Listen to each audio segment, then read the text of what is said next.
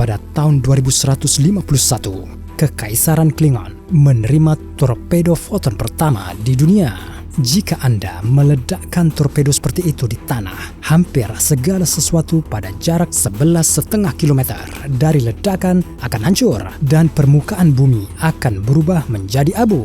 Siapapun yang berjarak 27 km akan melihat kilatan cahaya terang di jendela mereka. Setelah itu, dalam beberapa detik, gelombang kejut akan menghancurkan jendela-jendela di rumah-rumah mereka. Bola api ledakan akan mencapai ketinggian 5 km di atas permukaan bumi dan pancarannya akan terlihat dari jarak hingga 1000 km. Untungnya, torpedo foton tidak ada seperti kerajaan Klingon. Lebih tepatnya, ini hanya ada di film. Torpedo foton muncul sebagai senjata fiksi ilmiah dari seri Star Trek tahun 1966. Kalau begitu, umat manusia aman dan kita bisa santai. Atau malah tidak. Faktanya, umat manusia tidak tahu banyak tentang cara kerja torpedo foton. Sebagian besar karakteristik ini hanyalah fiksi dari penulis skenario. Tapi apa yang nampak mustahil kemarin bisa menjadi kenyataan hari ini. Banyak teknologi yang telah ditulis oleh penulis fiksi ilmiah selama 100 tahun terakhir telah menjadi kenyataan. George Orwell misalnya, pada pertengahan abad ke-20 secara akurat memprediksi kemunculan massal kamera pengintai pada novel 1984. Hugo Gernsback jauh sebelum tahun 1911 meramalkan baterai surya, dan di Star Trek yang sama, untuk pertama kalinya penonton melihat komunikator genggam yang sekarang kita kenal sebagai ponsel. Saat ini, para ilmuwan dari organisasi Eropa untuk riset nuklir dikenal sebagai CERN sedang menyelidiki mekanisme utama torpedo foton antimateri. Berkat sejumlah besar antimateri di dalam torpedo menurut standar modern, ledakan destruktif yang bisa kita lihat di film terjadi. Ketika torpedo mencapai targetnya, atom dan anti-atom bersentuhan dan torpedo meledak.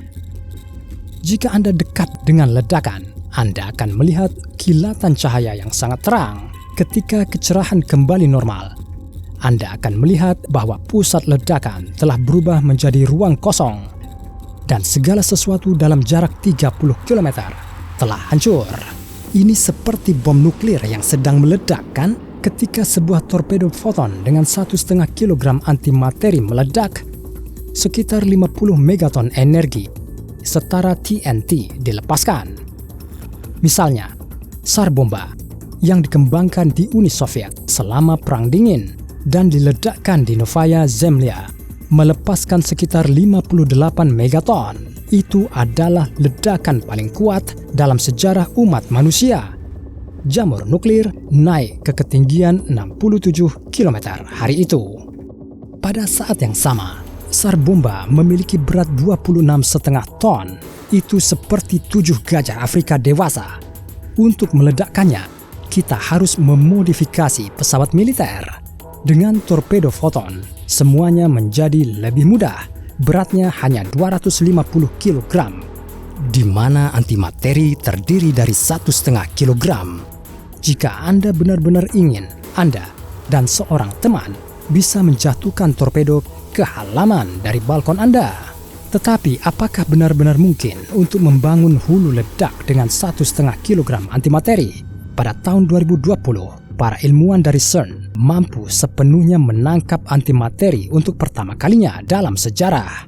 Dengan mendinginkan antimateri dalam perangkap Penning hingga minus 73 derajat Celcius, mereka mampu menangkap 38 atom antimateri dan menahannya selama 172 milidetik. Tahun berikutnya, para ilmuwan mampu menahan 309 antiproton yang berada di bawah kendali mereka selama sekitar 17 menit. Dalam seluruh sejarah umat manusia, hanya 500 septilion gram antimateri yang telah dimanfaatkan. Ini sangat kecil, sehingga Anda bahkan tidak dapat menyalakan bola lampu selama 1 detik menggunakan energi yang terkumpul. Sebelum Anda sempat makan siang, semua antimateri yang Anda tangkap akan musnah.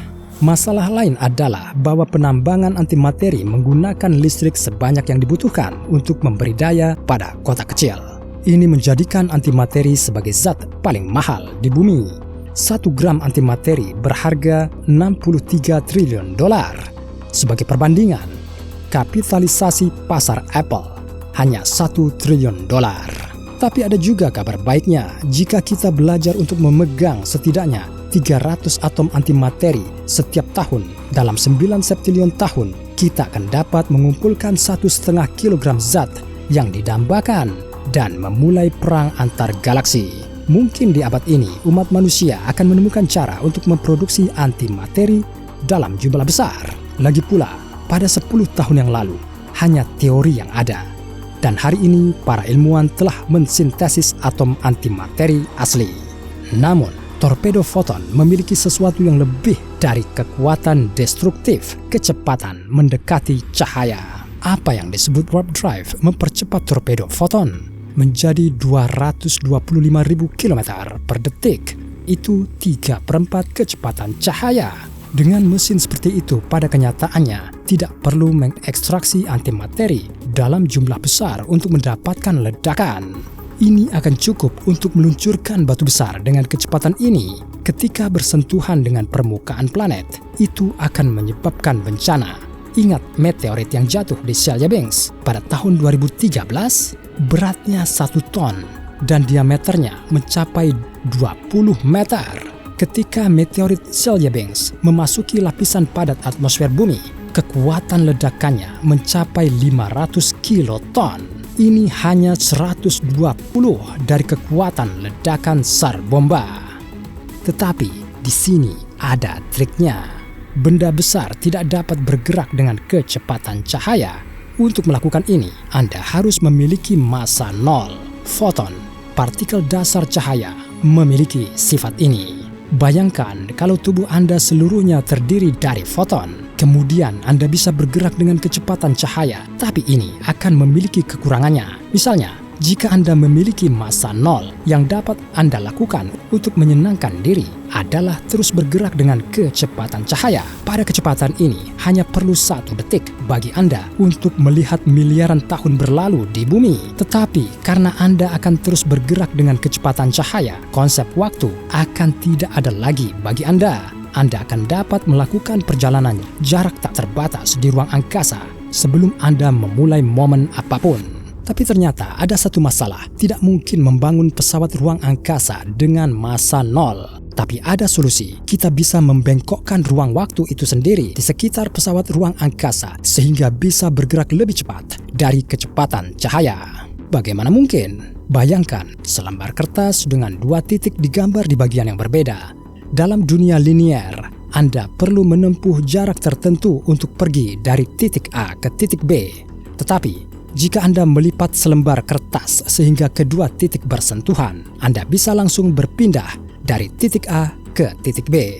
Teori ini dikemukakan oleh fisikawan Meksiko Miguel Alcubierre pada tahun 1994. Berdasarkan karya Einstein, ia mengajukan hipotesis yang sekarang kita kenal sebagai penggerak Alcubierre dengan menempatkan objek apapun seperti pesawat ruang angkasa dalam gelembung lengkung seperti itu. Anda dapat memampatkan ruang di depan gelembung dan memperluasnya di belakangnya. Dengan demikian, sebuah benda dengan massa akan bergerak lebih cepat dari kecepatan cahaya melalui ruang dan waktu. Bahkan, pesawat ruang angkasa bisa berdiri tegak. Ruang itu sendiri akan bergerak di sekitarnya. Ini hanya dapat dilakukan dengan bantuan antimateri. Menurut perhitungan fisikawan, pembentukan penggerak Alcubierre membutuhkan triliunan kali lebih banyak antimateri daripada yang dibutuhkan untuk ledakan torpedo foton. Untungnya, ini hanya perhitungan awal. Teori fisikawan dan matematikawan terus berkembang, dan pengetahuan tentang teleportasi kuantum berkembang setiap tahun. NASA memiliki seluruh divisi EagleWorks Laboratories yang terlibat dalam studi Alcubierre Drive. Para ahli laboratorium secara berkala mempublikasikan hasil kegiatan mereka, tetapi belum ada terobosan nyata yang terjadi. Namun demikian, sifat lubang cacing spasial telah menjadi jelas bagi umat manusia. Para ilmuwan telah belajar bagaimana menteleportasi partikel kuantum jarak jauh dan semakin dekat untuk memecahkan fenomena ini setiap hari. Hari ini kedengarannya seperti fiksi ilmiah, tetapi ada kemungkinan bahwa dalam waktu dekat orang akan menggunakan teleportasi spasial dengan cara yang sama seperti kita menggunakan smartphone biasa saat ini. Dalam realitas modern, perkembangan sains ini tampaknya lebih logis daripada ledakan biasa. Anda juga tidak perlu membuat senjata yang sangat merusak. Penggemar Star Trek tahu bahwa torpedo foton sering dimodifikasi, hulu ledak antimateri disingkirkan, dan sebagai gantinya, sensor dipasang pada torpedo yang membantu mempelajari bentangan alam semesta. Jika para ilmuwan berhasil menciptakan penggerak Alcubierre, dalam kenyataan umat manusia akan dapat membuat perangkat untuk mempelajari ruang antar bintang. Ketika kita belajar cara membuat lubang cacing, orang-orang di bumi akan belajar tentang apa yang alam semesta sembunyikan dari mereka selama keberadaannya. Mungkin kita harus menghentikan perlombaan senjata yang konstan dan mulai menjelajahi ruang angkasa dengan cara baru. Siapa tahu, mungkin dalam 100 tahun orang akan ditakdirkan untuk bertemu dengan bentuk kehidupan di luar bumi dan memulai jalur baru perkembangan peradaban. Pelajari sains, jangan perang. Dan seperti biasa, terima kasih atas perhatiannya.